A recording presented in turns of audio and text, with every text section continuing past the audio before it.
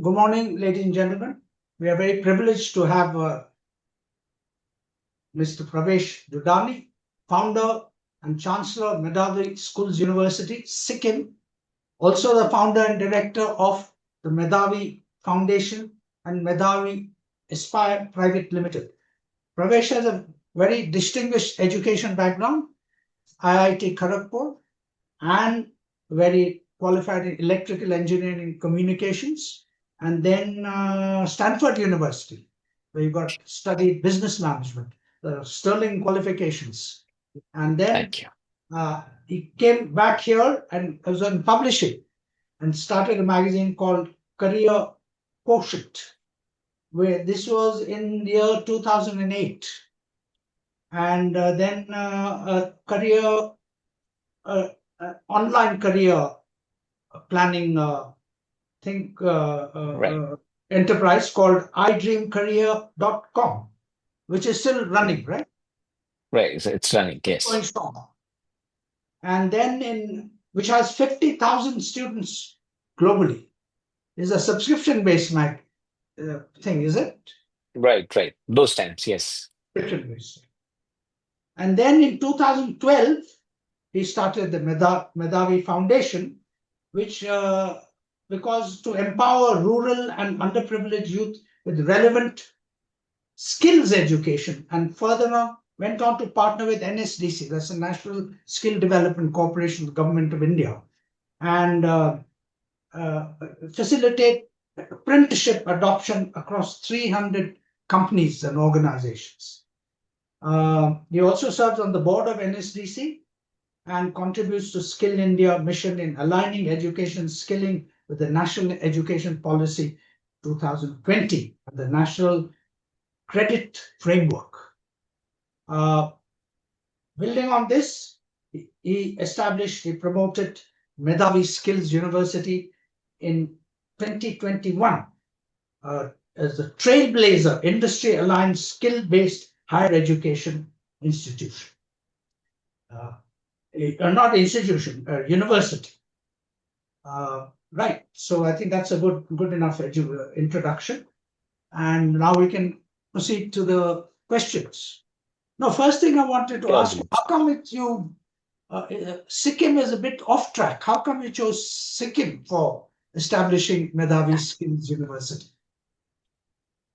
Right. Right. Now, I often get this question, Dilipji. First of all, thank you so much for having me, and it's a great opportunity for us to speak to the education world. Um, so so how it happened was back in 2012 when I started Medhavi Foundation, to be very Education. precise. The whole idea was that I was pretty inclined to the aspect of helping people get relevant skills, usable skills, competencies which are useful and they can start working and getting gainfully employed in companies. So that journey, went on for quite many years. But then we realized that about at the times when the COVID hit and we had time to really reflect back on our work, we realized that India is a country where people don't really value just the skills or the vocations or हमारे यहाँ जो लोग हाथों से काम करते हैं उनकी इतनी इज्जत नहीं होती है. That's the mindset. And I realized that finally, if I have to really empower people with right skills, but still give them dignity, it has to be linked with higher education qualification. And then, as a person, without having any experience of setting up universities, we were running around different states with this idea that, pitching that more than traditional universities, we need, skill-based, employment-centric universities where we need to teach our students how to work rather than just knowing knowledge or just knowing about concepts and theories, right?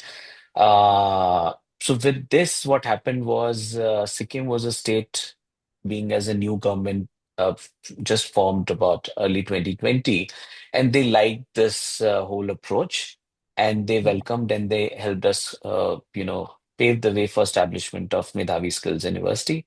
And then we got the UGC approval, and then rest is all the unfolding of the last 5 years. Yes, yes. Congratulations. A very welcome and much needed initiative in Indian education. Right. Uh, okay, now let's proceed with our interview. Uh, Sure. I think you mentioned this, but maybe you can just summarize it. What were the considerations that prompted the promotion of Medhavi Skills University in 2021? Uh, what were the prime objectives? Right. As So, you said, yes, right. So the prime objective was that by that time we had a very national presence of skill academies, which were offering short-term skill-based course. By that time we were doing about good 60,000 trainings and empowering people for jobs through our short-term programs, primarily funded by for the government-sponsored foundation. in the foundation by that time. And it was very clear that now we need to progress these students to higher education while they also complete their skill-based education. So by that time we had realized that the only education in colleges and universities are struggling. I mean, we are having graduates who are coming out but not having usable skills, usable Yes, competencies, and they're underemployed. And just I would refer to those times I read a newspaper article that for a government sweepers grade 4 job in UP, more than 2 lakh graduates applied, right? yes. So those were the things which really put me on a thinking aspect that no, I mean, if we have to really create value, it can't be just a higher education qualification. It has to be the right mix of skills plus higher education. So that goal was very clear that we will hit the employability aspect. Mhm. Uh, and also in turn make industries as a big stakeholder in the whole process. Because as a skills university, we are not the one who can really decide how to redesign the curriculum, right? So we realize that the curriculum is the problem, is the design of the education is the problem. And to attack the core of the problem, we have to make industries as a stakeholder, not only in terms of guiding us that what requires to be taught inside classrooms, but also they becoming a stakeholder or a partner in the process of training them hands-on through on-the-job training, apprenticeships. So, do you have a lot of industry or some industry people on your board? Yes, yes. So our approach is that we go sector-wise. We have sectoral academies. In every sector, we have either industry anchors on within us who and it's a give and take kind of a process. So if they help us in redesigning the curriculums, training people, they also get entry level manpower where the cost is lower. The attrition goes lower, and they are actually trainees working for them, and creating some productive hours for them. So it's like a win-win for both the parties, both the skill university as well as the industry. So what I realized that this is the real model which can help people from the lower, middle India, what we call as not the people who are just aspiring for IITs and IIMs or becoming a doctors or engineers, but the people who otherwise struggle. I mean, we are into an हम एक ऐसे education दौड़ में रहते हैं. I mean, where our students till 18 have only seen classrooms, schools and colleges and the boundary walls of classrooms and labs. And then one fine day we ask them that you choose your career, you choose your job, you choose your employer, right? And that is the real problem. And if you see any country in the world, any fast growing or developed country, whether it is China, whether it is European countries, mixing the world of work with education has been the norm. It has its own advantages. It has its own, it is very deeply embedded in their culture, right? Yeah, they don't produce plain vanilla graduates, right? बिल्कुल नहीं, absolutely not. They don't, and they absolutely understand. I mean, if you talk to, I was in Switzerland for some work, and it's compulsory that after age 14, where the students are roughly at class 8th, let's say, class 8 to ninth, they are Mm. compulsorily made to spend 2 days a week with, let's say, a watchmaker. Swiss watches are very good, or a carpenter, or a place where electrician work is happening, so that they can understand what's the value of Hands people work. hands work. It's very, Yes. very, very important, and it's not just the That's knowledge, it's actually how people work, right? So the real problem is that we are not focusing on making our students learn how to work within our education system. so now, after now what you're 14 years old, your university, how pleased are you with the extent to which you attained your objectives? I would say, every day I look at, like, we are just starting. I mean, it's so much to do in the country, where our gross enrollment ratio, every student coming out of schools, every four, only one is getting an opportunity to really get enrolled in any form of higher education. Forget about relevant employable linked education. So it's something where not just one Medhavi can do it. We need hundreds and hundreds of skill universities. We are about 1,400 universities in the country.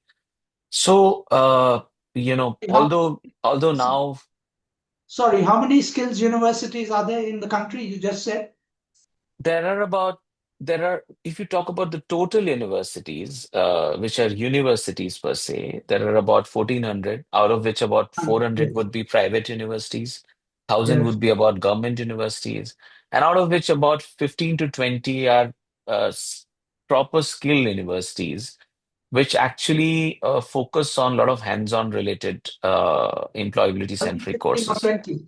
Only 15 or 20. Only 15 and 20. Only My 15 and God. 20. And the government still does not very clearly recognize the skilled universities as a category. Because the moment they, it's very interesting and ironical that if they really notify that the skilled universities in the country are supposed to make people employable, then there's a question that what other 1,400 universities are supposed to do, Hmm. Yes. right? Yes. And in that way, I mean, all universities, see, because every student getting into the university or a college ecosystem is not meant for research, not meant to do masters, not meant to do a PhD, right? Yes. There are people who are meant or may aspire to really get into a job very quickly, support their family, वो अपने families को support करना चाहते हैं, right? And or maybe just work while they actually learn as well, because they're impatient. After 12, Yes. they can't afford 4, 5 lakh, 10 lakh fees and spending 4 years into a campus. They're not, and it's a very small, creamy layer in the country which actually can afford that, right?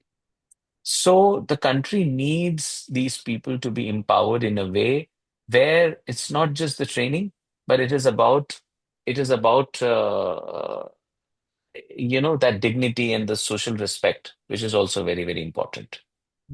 Actually, I wanted to ask you one sort of related question. Was it very difficult to get recognition as a skills university as opposed to a normal university?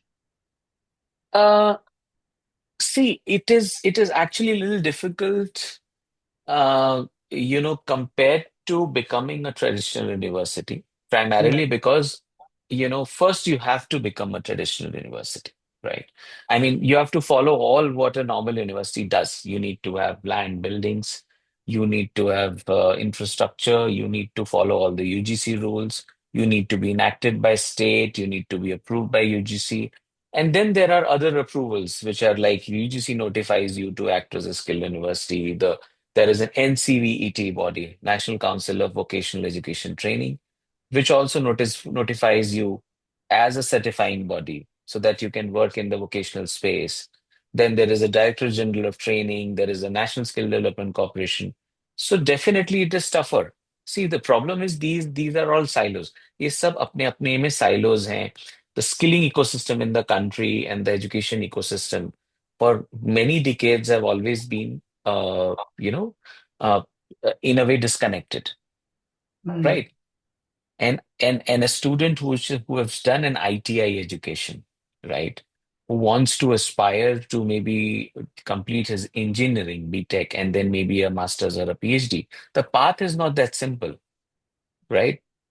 But in all probability, if somebody has actually taken that path, which is an ITI education or a polytechnic diploma education, and then completing his engineering degree, in all probability, he will become a better engineer on ground. Of course, yes, of course, Right, yes, right. yes.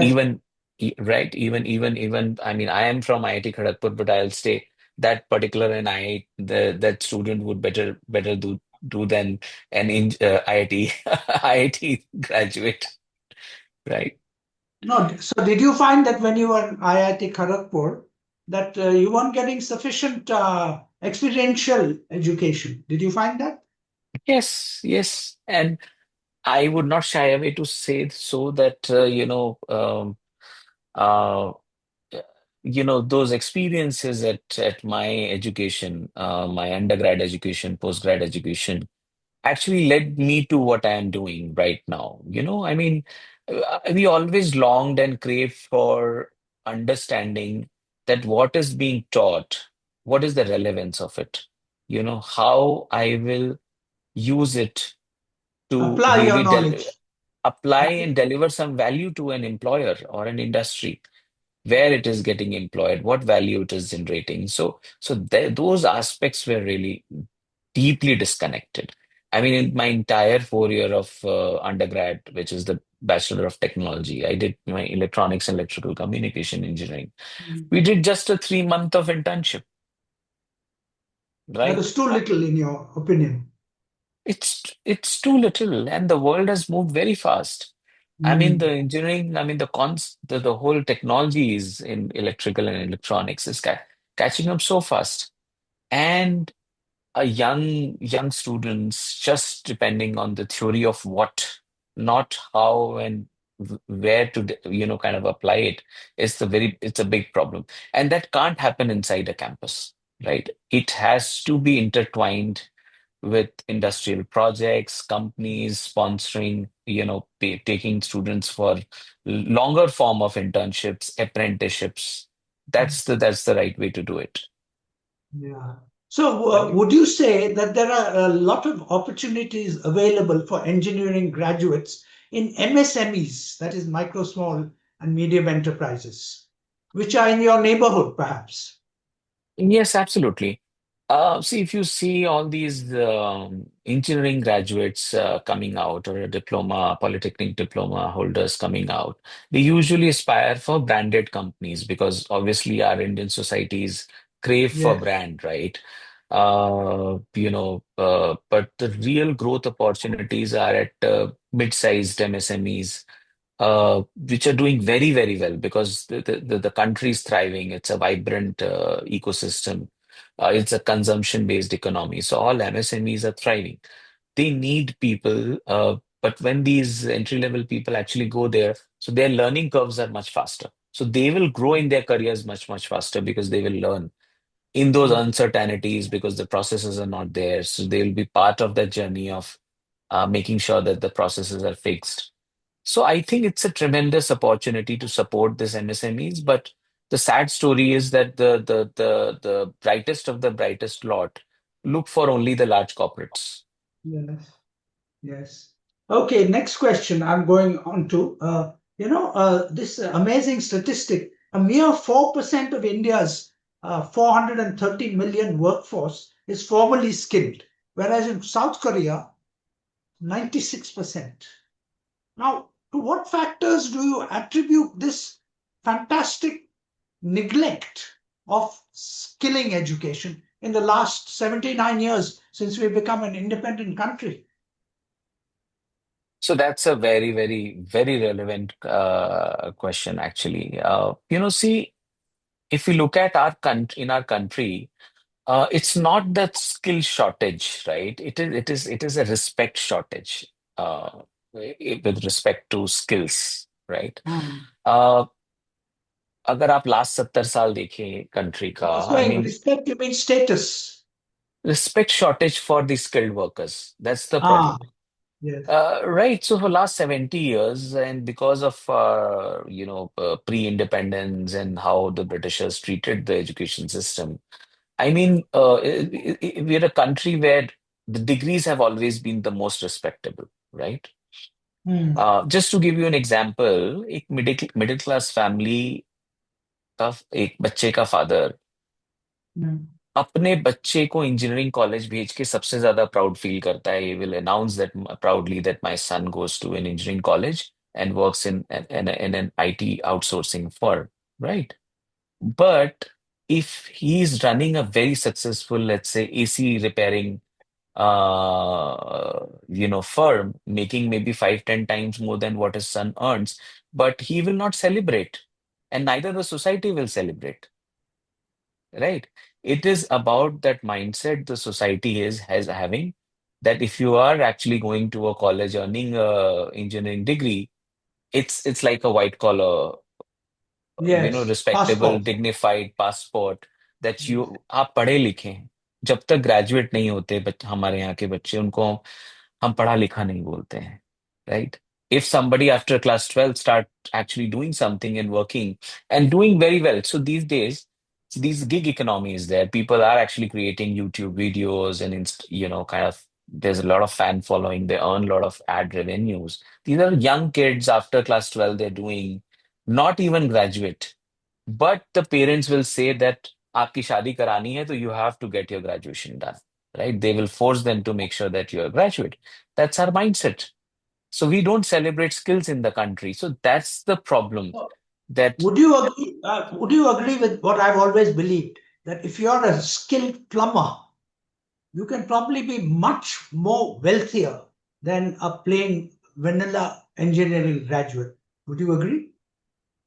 yes. So if you Plumber, order a carpenter, yeah, electrician. if you order a carpenter or electrician or a plumber from let's say these e-commerce urban company and all who come, and so their earnings are not less than 50,000 rupees a month, right? Yes. And they work like a gig economy where they get paid for every visit, and our average engineering salaries, salaries for these engineering students who are coming out from tier 3, tier 4 colleges is not more than 25,000 rupees a month, So right? this is double. So that's double of it. But the Yes. only problem is we don't celebrate those technicians and plumbers, Mm. even their certifications, even their qualification, right? Yeah. And most of these people actually have earned or learned their skills through observing, through working under an ustad or a senior. उनको देख Yeah. देख के उन्होंने सीखा है. So it's informal way of learning, right? Yeah. Right. So but my view is very, very strong that now because of his whole AI automating all the knowledge-based work, right? Let's say legal, right? So if you go on AI, ChatGPT or Claude, right? The quality of legal consulting in AI can do, it's at par with a very high quality lawyers present, right? Or the consulting they can provide, or a number crunching, or a data analysis, or a software making. I mean, now all these engineering colleges are panicking ki what they will do with all these computer science students just learning to code, because the Mm. coding is the AI is actually already replacing the how to code. But we Mm. need people who can take decisions. We need people who can think structures, systems. But that is not being taught in our classrooms. That's the biggest problem, So right? you agree with me that this percentage, that only 4% of India's workforce is formally skilled. It needs to be addressed by getting skills education, and that would in fact improve our GDP. For example, by a factor of 2 or 3%. Do you agree with that? I absolutely agree. And there's a lot of good developments also happening in that direction, which is the National Education Policy 2020. And then a lot of guidelines have come in, which helps these integration of skills into education. A lot of initiatives have been taken by CBSE to integrate skill labs and all of that, so that students really get inspired to actually get into a diploma or an ITI kind of an education also, Yes. right? So And that there is leads, this, yeah, yeah. sorry, that leads me to my next question. How early should vocational and experiential education be introduced in K to 12 education? How early? I think uh, you know just to just to give you a context, my view is that in schools, vocational education should not be introduced as to help them choose a career, right? Okay. Y- It is important because it's we have to create that mindset shift. As I said, I mean, everybody's actually going to coaching, right? In Right. ninth, even it maybe a lot of parents put their kids in sixth, seventh for a coaching for an IIT or a NEET examinations and all of that. Yes. So for mindset shift is just very important. The goal is for discovery, right? That, just exploring and discovering that what kind of work really exists, what kind of hands-on work really exists. So ideal, it will be middle school about grade seventh, let's say grade seventh, eight should be starting. And then 9 to 12, they should definitely, between at least 2 to 3 different vocations, they should be rotating and seeing experiencing, doing projects, or maybe going into communities, helping a plumber or an electrician do his job better, observing them, right? So all of this has to be included, right? And then only it can be done. Not just inside maybe a skill lab within a school ecosystem, right? Yeah, yeah. Yeah. I presume you agree with that children should be encouraged to do carpentry, uh, clay, clay pottery, and I mean those things were there, but now they should be encouraged to also the adult tinkering lab kind of concept, right from school, don't you think? To how to Correct. put together a car, how to tinker with it, motorcycles, etc.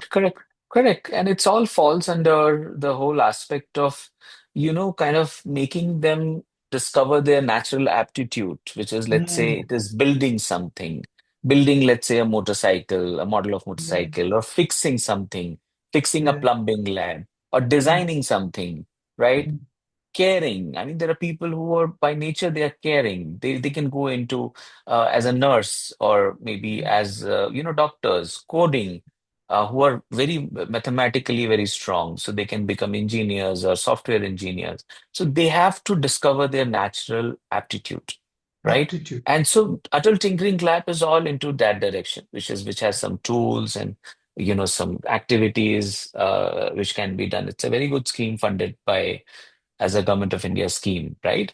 And this has to be done before board exams so that, so basically board exam flattens this whole Mm, discovery process and put them into the same rat race.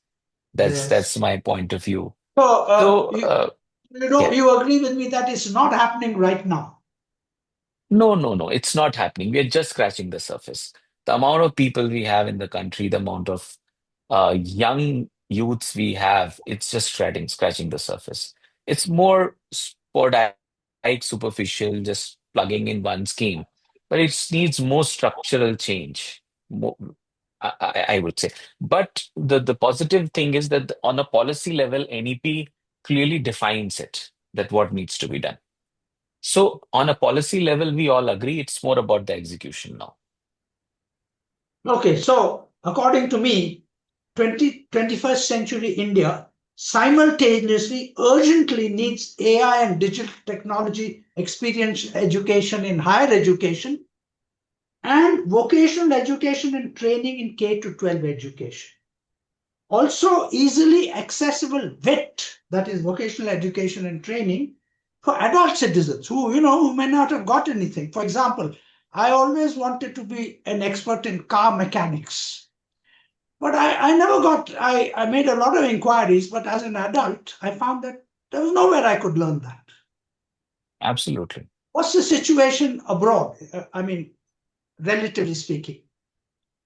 So across all developed countries, there are community colleges, there are vocational schools, right? Where it's not just young 18 to 25 students getting there. There are Mm. people who are career switchers, right? Who actually enroll in these courses in these community colleges. These are essentially vocational schools Yeah. and learn how to Mm. be a mechanic, learn Mm. how to be maybe, maybe a Plumber, electrical, yeah, electrical. plumber, electric vehicle, or, kind of technicians and all of Yeah. that. So across the world, it's there. But in India, the problem is adult education. When I say adult, which means the people who are already working and they Yeah. want to upskill themselves, right? Mm. They leaving their jobs or coming to learn this kind of a skills, it's not that socially accepted, right? Mm. So that's why these edtechs are doing well, where you can just learn something online, right? So there are Mm. a lot of edtech companies who will offer a program where you can just attend classes on a Zoom, Yeah. right? But Yeah. we need much more than that. We need career schools, we need vocational schools for anyone who is not happy with this job or they do not have a job, they are in mid-careers, they can walk Mm. in, learn something useful, and Absolutely. start working, earning gainfully. So No, I that's could go that's for evening classes, for example.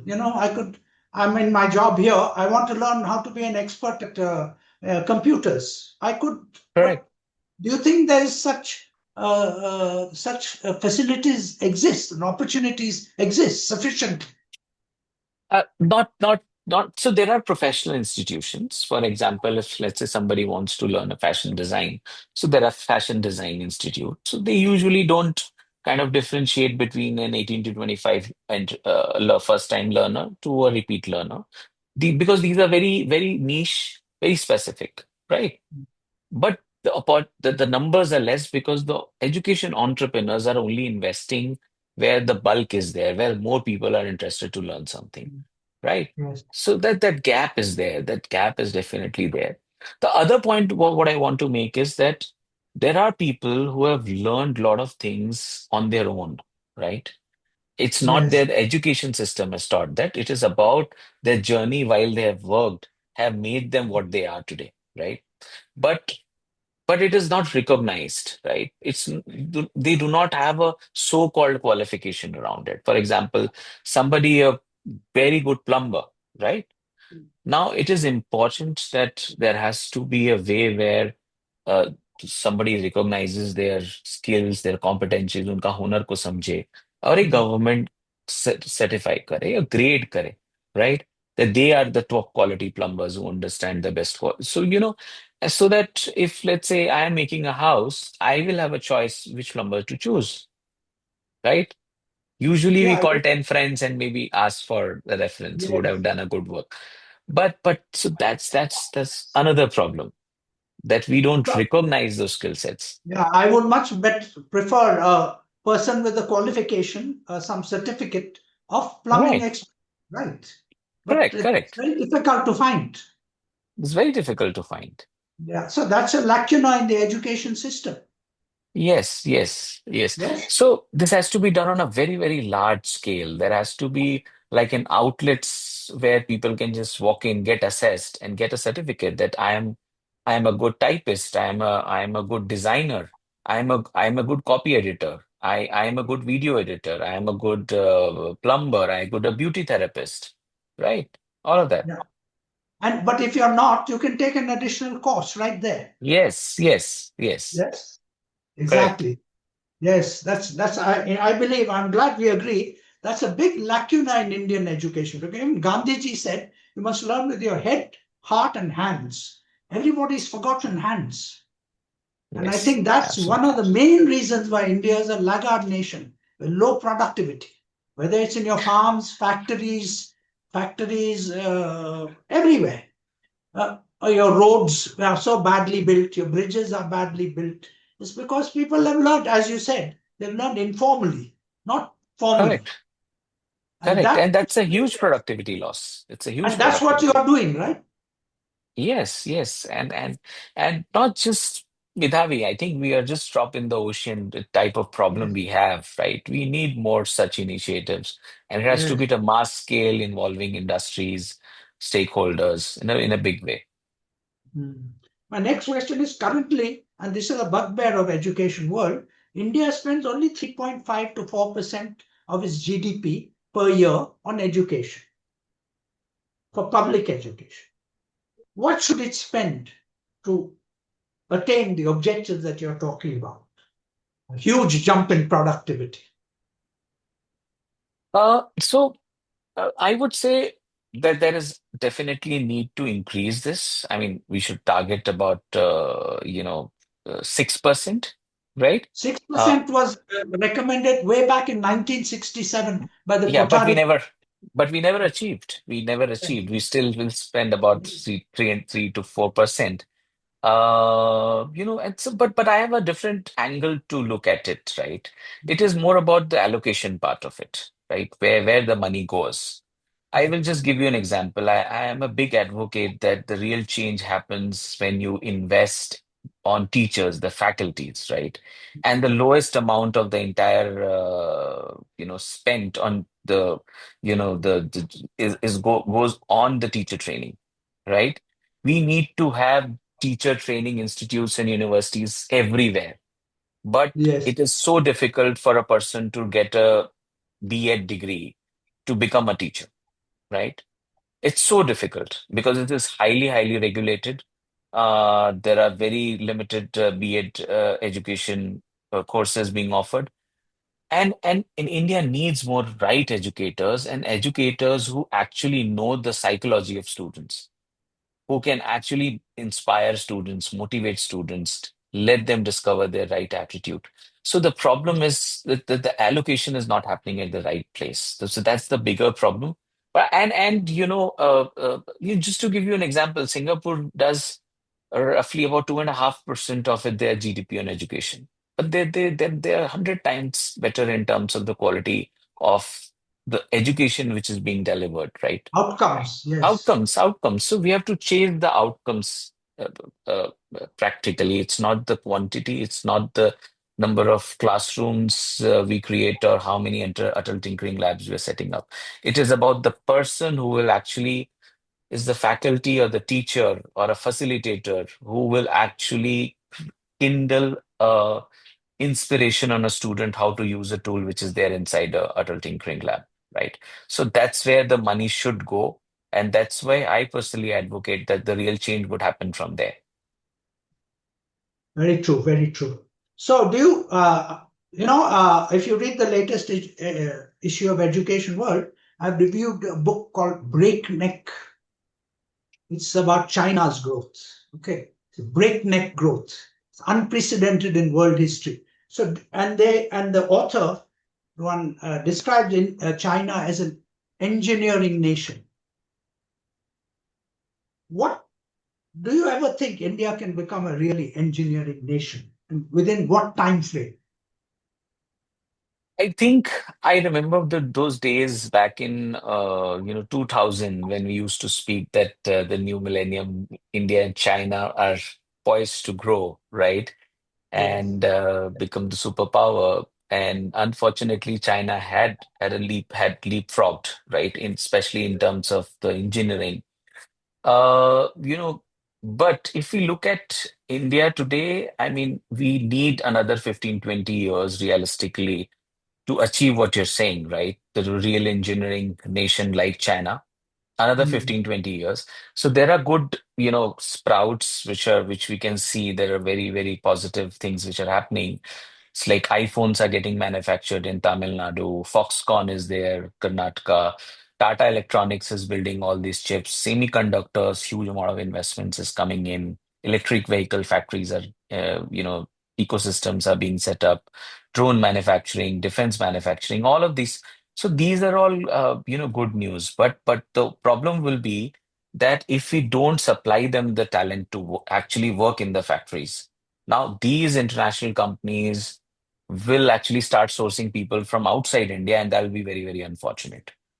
So, I mean, modernizing our ITIs, modernizing our polytechnic diploma colleges, creating more skill-based academies, skill schools, which can create more, who can work on our assembly lines, who can work with our CNC machines, who can work as industrial electricians. All of this would be required in a very, very huge quantity, right? So I must, We at this stage, I must ask you a question which I always ask all academics. How come in 79 years of independence, India has not produced a single global game changer product or service like the smartphone, internet, even an modern automobile, jet engine? What do you think is the reason for that? I think it has to do with our ability and our intent to do high quality scientific research and create marketable technologies, right? So America, US actually took this bet about 100 years back, right? And we have seen what has happened, right? Mm. So the universities, the professors there work like entrepreneurs, right? You know, they are the chairs of they're the senior professors, but they have $100 million funding available for high quality research, creating patents, and then those patents become commercially viable products which can be implemented. And then the large MNCs actually take them and roll it out in the market. Most of the innovations, whether you talk about Google, Facebook, right, everything happened inside university dormitories, right? Now, University I must campuses, interrupt you there. Everyone knows what you're saying, but why isn't it right? happening in India? It's basically that needs it can't be done through corporate. It has to be a very large policy decisions that we need to fund technology development, research, and a very, very mass scale. And we have to focus on generating commercially viable technologies. Now, good thing is that everybody realized this. All policymakers realize this. So in the last 5, 7 years, what has happened is that the amount of funding which is going on to on research, on sponsoring research in universities, is actually exponentially growing. Every year we are seeing more PhD seats opening up in the top institutions, including IITs or Indian Institute of Research. All of there's a good quality research are happening, but I will still say that the path is longer. It will still take time, but it will happen.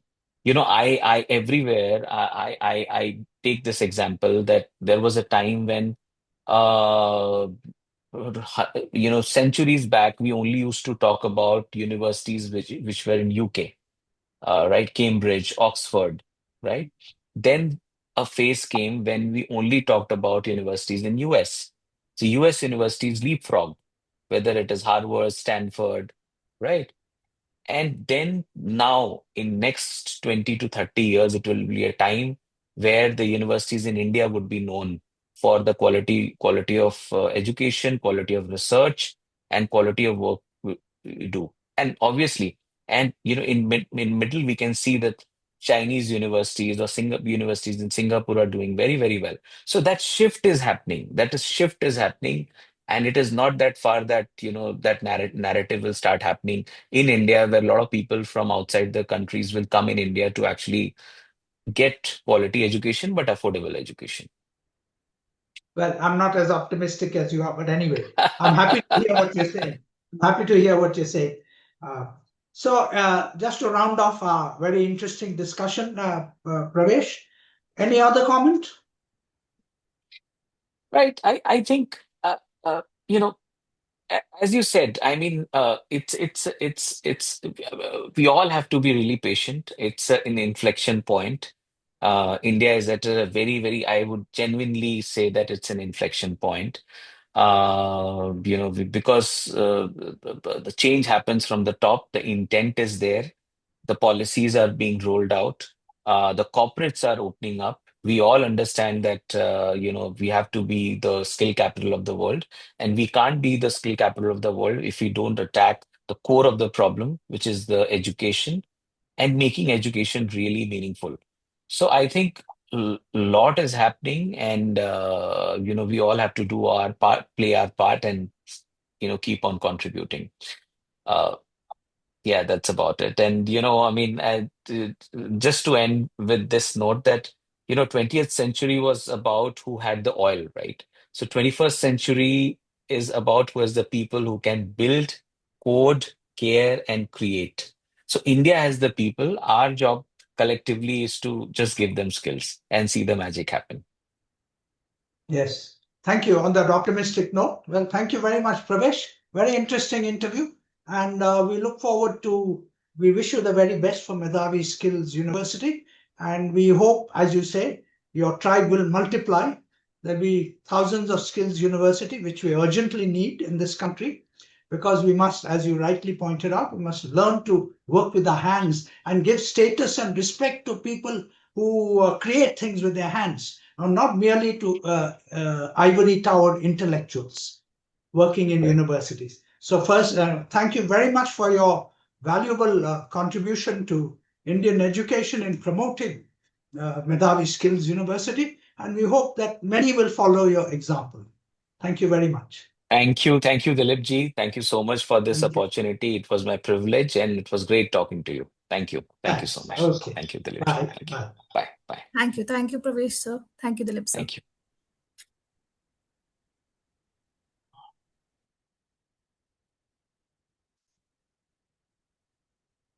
Okay.